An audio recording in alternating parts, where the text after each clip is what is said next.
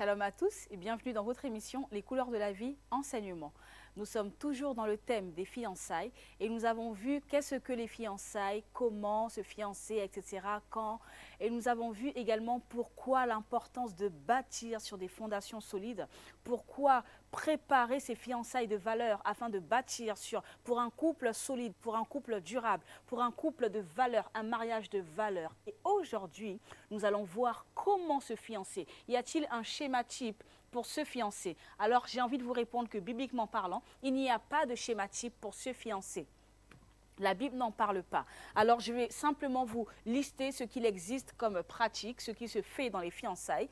Il y a les fiançailles qui se font à deux, c'est-à-dire que les deux protagonistes sont quelque part au restaurant ou peu importe, et donc se déclarent leur flamme, se déclarent leur amour, se déclarent leur volonté de se fiancer avec ferveur et la volonté de construire sur du long terme pour toute la vie ensemble. Et ensuite, ils se font leur déclaration et avec ou sans bague de fiançailles. Il y a donc les fiançailles qui se passent en famille.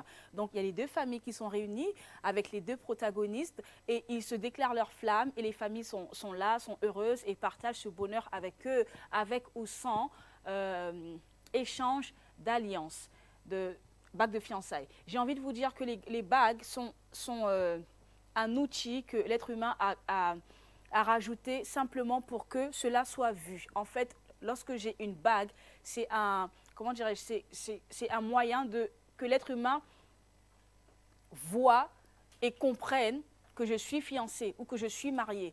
Donc, en fait, une bague est là pour parler à ma place. Je n'ai plus besoin de dire que je suis fiancée parce que la bague se voit et elle montre que je suis fiancée. Je n'ai plus besoin de dire que je suis mariée parce que la bague se voit et elle montre que je suis mariée. C'est simplement ce à quoi sert une bague. Sinon, les fiançailles ou le mariage se passent à l'intérieur du cœur, à l'intérieur de nous deux, et la bague est là pour symboliser notre engagement l'un envers l'autre. Alors, comme nous sommes des enfants de Dieu et que nous voulons faire les choses bien, partager ce bonheur ensemble, partager cette bonne nouvelle ensemble. Donc, il s'agit de prévenir les autorités.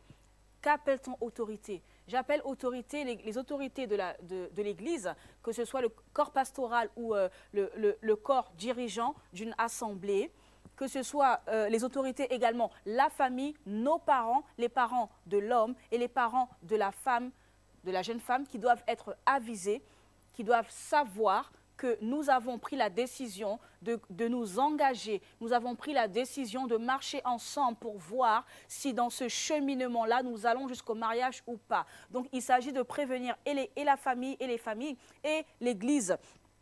Et ensemble, officialiser cela. Pourquoi officialiser? Quelque chose qui est caché, qui est secret, j'ai envie de dire, c'est comme si ce n'était pas normal. Mais quelque chose qui est officialisé, cela donne une légitimité à la chose. Quelque chose à l'Église, lorsque nous officialisons, nous partageons la nouvelle à toute l'Assemblée, cela veut dire que maintenant, dorénavant, lorsque vous nous voyez ensemble marcher dans la rue, c'est normal. Ne vous faites pas de mauvaises idées, ne nous prêtez pas de mauvaises intentions. C'est normal parce qu'au vu et au su de tous, devant les autorités de l'Église, devant les autorités parentales, devant les frères et sœurs, devant tous les témoins, nous avons officialisé notre engagement de marcher ensemble pas à pas pour arriver jusqu'au mariage. Donc, cela n'est plus un secret pour quiconque, cela est officiel et cela a le droit, cela donne une légitimité à nos fiançailles.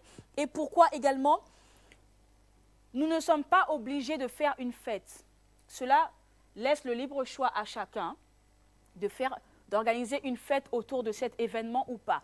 Et nous ne sommes pas obligés qu'il y ait un échange d'alliances, de bagues de fiançailles. Cela n'est pas obligé. Je l'expliquais au préalable que la bague symbolise, simplement veut dire que je suis fiancée ou je suis mariée. En fait, la bague parle à ma place. La bague, comment dirais-je, fait comprendre les choses à ma place. Je n'ai plus besoin de le crier haut et fort. Simplement, en voyant ma bague, vous comprenez que je suis mariée ou que je suis fiancée.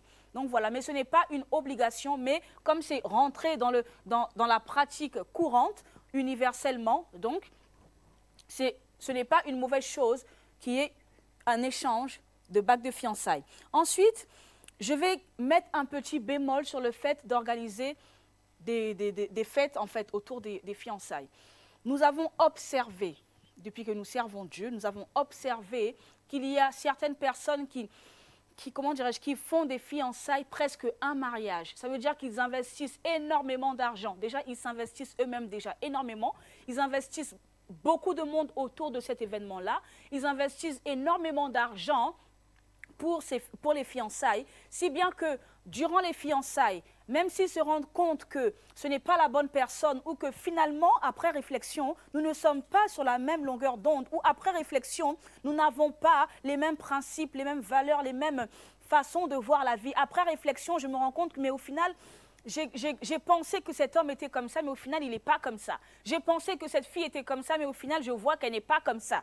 Si après toutes ces analyses-là, je me rends compte que ça ne va pas, ce qui est malheureux, c'est qu'à cause de l'investissement fourni, l'argent mis, dépensé pour cet événement-là, ben, les gens préfèrent se dire, c'est comme une personne que nous avons connue, qui disait, mais en fait, je ne peux pas renoncer. Et pourtant, la personne voyait très bien que ça n'allait pas dans ses fiançailles.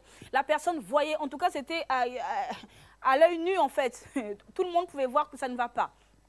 Parce qu'il n'y avait que des problèmes, que des problèmes, que des problèmes. Aucune construction, aucun envisagement. En fait, on n'arrivait pas à envisager un avenir sûr pour ces personnes-là. On n'arrivait pas à envisager un avenir certain pour ces personnes. Et elles-mêmes, je pense qu'elles n'arrivaient même pas à envisager un avenir sûr ensemble. Mais parce que chacun s'était investi dans la relation, chacun avait investi quelque chose qui lui coûtait très cher dans cette relation-là, qu'il était impossible de retourner en arrière. Et quand on demandait, mais pourquoi vous n'arrêtez pas parce que ça ne va pas? Et la réponse qui avait été donnée était que ça prend du temps de connaître quelqu'un, c'est vrai, on ne va pas se mentir. Ça prend du temps de connaître quelqu'un, ça prend du temps de découvrir quelqu'un. Et s'il faut encore mettre un point final à cette relation-là et aller recommencer quelque chose d'autre, ben, ça prendra encore plus de temps. Donc, autant continuer dans ce qu'on a déjà commencé. Et j'ai envie de dire, c'est l'erreur que beaucoup de gens font. On investit énormément sur une personne, que ce soit matériellement ou financièrement ou émotionnellement, sentimentalement. Tellement qu'on a investi qu'on ne peut plus retourner en arrière, on ne peut plus faire marche arrière, on ne peut plus faire retour en arrière. Pourquoi? Parce qu'on a investi. Alors que ce que Dieu veut, ce n'est pas que tu investisses tout ton argent. Ce n'est pas ce qu'il te demande. C'est simplement, Dieu aime faire les choses bien, que ce ne soit pas un secret, que sa volonté soit faite et surtout que son nom soit honoré. Si nous faisons les choses clairement, si nous faisons les choses pour honorer la volonté de Dieu, c'est que nous devons le publier au vu et au su des autorités de l'Église, comme nos parents, nos amis, etc. Que tout le monde sache que c'est nous sommes fiancés. Nous voulons nous marier. Nous avons accepté de voir si nous pouvons nous engager par l'acte du mariage. Cet acte qui est solennel est tellement important.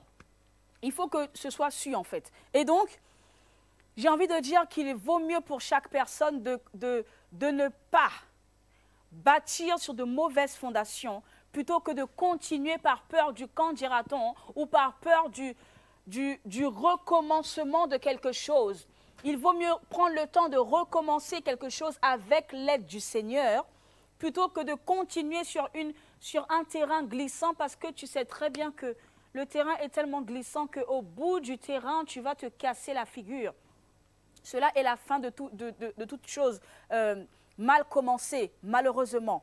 Et le Seigneur nous donne, le Saint-Esprit nous donne le discernement pour voir ce qui est bon et ce qui est mauvais. Et nous avons également le Saint-Esprit qui nous accompagne dans la vie de tous les jours, chaque jour. Si j'ai besoin, je pose la question, je demande, je fais appel au Saint-Esprit qui me montre ce que moi je ne connais pas, qui me montre ce que moi je ne sais pas. J'ai envie de dire que ce n'est pas un mystère, il faut simplement demander. D'ailleurs, j'ai envie de dire, mettons un peu Dieu à l'épreuve. Malachie 3 nous dit, mettez-moi de la sorte à l'épreuve et vous verrez. J'ai besoin de poser un acte de foi pour voir.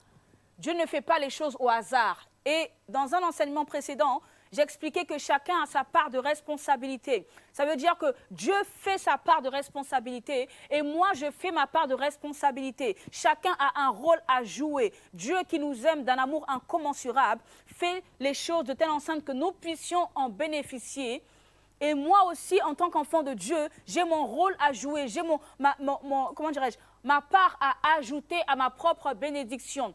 La Bible dit, mettez-moi de la sorte à l'épreuve et vous verrez si je n'ouvre pas les écluses des cieux. Mais avant qu'il ouvre les écluses des cieux, il a besoin que moi, je le mette à l'épreuve.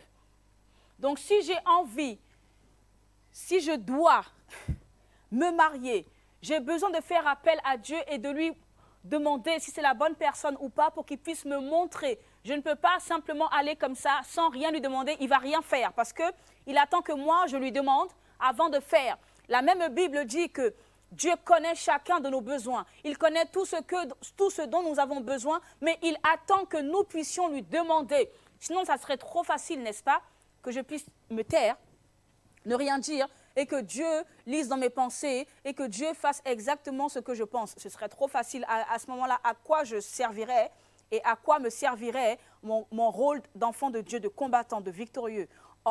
En quoi je serais important en tant que soldat dans l'armée, si je suis là à ne rien faire et que tout se fasse. Ce n'est pas comme ça que Dieu a ordonné les choses. J'ai besoin de demander, j'ai besoin de faire le pas de la foi pour que le Seigneur puisse agir dans ma vie. Et c'est comme ça que j'obtiendrai ma bénédiction. Alors, nous avons besoin des conseils, des conducteurs, entre guillemets, des conseillers. Ne négligez pas, vous, fiancés, vous qui êtes dans les pré-fiançailles, ne négligez pas les conseils de ceux qui ont vécu avant vous parce qu'eux, ils savent très bien ce que c'est que la vie. Nombreux sont les jeunes qui ont négligé, qui ont, je dirais, mis de côté les conseils que leur prodiguait le corps pastoral ou les personnes habilitées à traiter les questions familiales, les questions de couple. Nombreux ont été ceux qui ont cru. Ah ben non, ils sont contre nous. Ah ben non, ils ne veulent pas qu'on se marie. Ah ben non, ils comprennent rien. Ben, s'ils comprennent très bien justement, et tellement ils comprennent bien qu'ils vous conseillent, ils comprennent tellement bien qu'ils vous disent ce qu'il faut faire. Parce qu'eux, ils ont vécu avant vous. Eux, ils sont passés avant vous. Eux, ils connaissent la vie avant vous. Et la vie ne s'arrête pas à vous. Parce que quand on a 20 ans, 25 ans, même moi-même, on pense avoir tout vu. On pense tout savoir. On pense que la vie, enfin qu'on connaît toute la vie, alors qu'on ne connaît rien, la vie est encore longue. La vie a ses combats, la vie a ses luttes, ses batailles, et tu n'as encore rien vu de la vie. Donc, regarde et écoute, observe ceux qui ont vécu avant toi, ceux qui ont vu, ceux qui ont traversé les tempêtes avant toi. Écoute ce qu'ils disent et observe. Ensuite, et le discernement, que le Saint-Esprit donne, en fait, demande le discernement au Saint-Esprit pour prendre ce qui est bon, parce que dans ce qu'on te dit, il y a sûrement quelque chose de bon. Ensuite, nous allons lire dans Psaume chapitre 133 au verset 1. Lisons. « Voici, oh, qu'il est agréable, qu'il est doux pour des frères de demeurer ensemble. » C'est une bonne nouvelle que de partager ce moment extraordinaire avec deux personnes qui se disent, qui veulent projeter le mariage, qui se disent, nous voulons, nous sommes candidats au mariage, nous sommes vraiment candidats à ce bonheur et nous voulons marcher ensemble et voir si nous pouvons atteindre le mariage. C'est une joie de partager ensemble dans l'église, avec les autorités, avec les frères et les sœurs. Donc, il est doux et agréable de partager cette nouvelle ensemble. Cela donne une raison valable pour partager ça publiquement à l'église. Et nous allons également lire dans Romains 12, Romains chapitre 12 au verset 15. Lisons ensemble. « Bénissez ceux qui vous persécutent. Bénissez et ne maudissez pas. » Vous savez, lorsque vous décidez, vous prenez la décision déjà de d'obéir au commandement de Dieu, parce qu'on a dit que le mariage n'est pas une institution divine, il n'est pas une institution humaine, c'est une institution divine. Lorsque vous prenez la décision d'obéir, c'est que forcément le diable n'est pas content. Forcément, il va mettre des gens qui sont contre vous et qui vont vous empêcher au maximum de respecter les ordonnances de Dieu. Donc, bénissez ceux qui vous persécutent, bénissez et ne maudissez pas. Lorsque vous prenez la décision, sachez qu'il y a sûrement des gens qui ne sont pas contents. Des gens qui se disent, mais pourquoi c'est eux, pourquoi c'est elle, pourquoi c'est lui, pourquoi c'est pas moi, pourquoi. Il y a plein de pourquoi qui naissent de votre décision, simplement parce que deux personnes souhaitent, comment dirais-je, s'unir, souhaitent respecter les choses de Dieu, souhaitent grandir, souhaitent évoluer, souhaitent bâtir, qu'il y a des gens qui se lèvent et qui ne sont pas contents. Et donc, qui critiquent. L'apôtre Paul, dans Romains 12, au verset 14, nous dit « Bénissez ceux qui vous persécutent ». C'est vrai qu'ils vont parler de vous, c'est vrai qu'ils vont vous persécuter. Mais j'ai envie de dire, dans ce qu'ils disent, prenez ce qui vous servira. En fait, servez-vous des flèches que l'on vous lance pour être plus fort. Pourquoi? Parce qu'il y a des critiques qui sont constructives, il y a des critiques qui sont destructives. Mais c'est à vous de faire que la critique soit constructive pour vous. Toutes les critiques ne peuvent forcément pas être mauvaises. Il y a sûrement des critiques qui viennent peut-être d'un mauvais cœur. Mais si on gratte un peu sur la critique, on verra qu'il y a du bien dedans. Donc, dans toutes les critiques qui vous sont faites, servez-vous de celles de quelques-unes pour vous rendre plus fort et pour vous faire grandir. Ne voyez pas tout ce qui vous critique comme des ennemis. De toute façon, parce que Dieu est contre vous, alors l'ennemi ne peut rien faire contre vous. Mais écoutez ce que l'on dit et prenez ce qui fera de vous une force. Prenez les choses qui vous permettront de grandir, qui vous permettront d'être plus fort pour le lendemain, pour le surlendemain et pour l'avenir, pour ce que vous voulez bâtir. Nous poursuivons dans le verset 15. Réjouissez-vous avec ceux qui se réjouissent, pleurez avec ceux qui pleurent. Réjouissez-vous avec ceux qui se réjouissent. L'Église est là, l'Église veut se réjouir avec vous qui voulez vous réjouir par cet événement. Donc, partagez cet événement, vivez-le ensemble et que cette joie soit communiquée. Et soyez un modèle, soyez un exemple. Attirez vers vous des regards, comment dirais-je, des regards qui disent « Ah, c'est bien, j'aimerais bien être comme eux, j'aimerais bien faire comme eux ». Attirez vers vous des regards bienséants, bienfaisants, des regards à qui vous portez envie. Ça veut dire que j'ai envie de vous ressembler, j'ai envie de faire comme vous. Vous êtes un bon exemple pour moi. Soyez des exemples. Ceux qui veulent se fiancer, ceux qui se fiancent, ceux qui sont fiancés, soyez des exemples pour ceux qui vous regardent. Ne soyez surtout pas une pierre d'achoppement. Ayez les mêmes sentiments les uns envers les autres. N'aspirez pas à ce qui est élevé, mais laissez-vous attirer par ce qui est humble. Ne soyez point sages à vos propres yeux. Ne soyez point sages à vos propres yeux. Pourquoi? Parce que de là vient l'orgueil, l'autosuffisance, de là vient, j'ai envie de dire, l'inconscience, parce qu'on croit savoir tout, on croit qu'on a raison, on croit qu'on a la science infuse, on croit que parce qu'on aime que le monde entier est transformé par notre amour, on croit que parce qu'on aime que toutes les choses ont changé, alors que le monde entier n'a pas changé, rien n'a changé à la surface de la terre, sauf notre volonté de s'engager. Alors, ne soyez point sages à vos propres yeux. Soyez toujours dans un esprit d'humilité. N'aspirez pas à ce qui est élevé, mais laissez-vous attirer par ce qui est humble.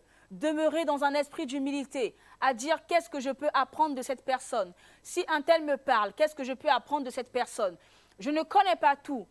Je ne suis pas sage à mes propres yeux. Pourquoi? Sinon, ça devient de l'orgueil. Et l'orgueil précède la chute. Alors, si je veux réussir, deux choix s'offrent à moi. Soit je suis orgueilleux, je cours à ma chute, soit je suis humble et je cours à ma gloire. Quel est ton choix? Quel est votre choix? La vie est un choix, comme on l'a dit tout au long de ces enseignements. La vie est un choix, mais quel est le choix que toi tu fais? Fais le bon choix. Le bon choix, c'est de dire, je reste dans l'humilité. Je reste dans ce que Dieu me demande d'être, parce que Dieu se reconnaît dans ses caractéristiques. Si tu es en dehors des caractéristiques de Dieu, il ne se reconnaît pas, alors il n'est pas dedans. Mais si tu demeures dans ce en quoi Dieu se retrouve, alors il sera là et tu le trouveras. Tu trouveras ta solution dans ce problème-là. Alors, pour tous ceux qui veulent se fiancer, ne négligez pas les conseils des anciens, du corps pastoral, de ceux qui ont vécu avant vous, de ceux qui ont acquis une certaine sagesse tout au long de la vie, parce que la vie est une mère qui apprend, la vie est la meilleure éducatrice, les parents éduquent, les frères et sœurs éduquent, l'école éduque, Mais la vie est la meilleure éducatrice parce que la vie, tu ne peux pas lutter contre. La vie t'apprend des choses et tu es obligé de faire face. Tu es obligé de te confronter à la réalité des choses. Donc, ne vous leurrez pas, ne mettez pas des œillères, mais soyez conscients des réalités de la vie et ne soyez pas sages à vos propres yeux. Soyez humbles, apprenez, car demain, vous serez des personnes meilleures. C'était Lady Storm dans les fiançailles. Nous avons clôturé ce thème, les fiançailles. Si vous avez des questions, n'hésitez pas à les poser sur contact@loveduchrist.com. Ne vous privez pas. Si vous avez des questions, envoyez-les. Et nous espérons que ces enseignements vous ont bénis. Nous espérons que ces enseignements vous ont aidé dans votre décision. Nous espérons que ces enseignements vous ont aidé dans votre choix. Ne soyez pas bornés. Ne soyez pas, comment dirais-je, oui, ne vous mettez pas des œillères et ne soyez pas figés sur quelque chose que vous avez décidé. Laissez le Saint-Esprit décider pour vous parce que ça sera la meilleure décision que vous aurez à prendre. Alors, soyez bénis et demeurez bénis. Gardez la bénédiction que vous avez reçue. Réjouissez-vous dans votre vie. Soyez heureux. Vivez une vie agréable comme le Seigneur le veut de nous. Vivez la paix, la joie dans votre vie, dans votre foyer, dans votre construction, dans ce que vous aimeriez bâtir dans votre vie et que le Saint-Esprit soit votre partage. À très bientôt. Shalom, shalom. Bye bye.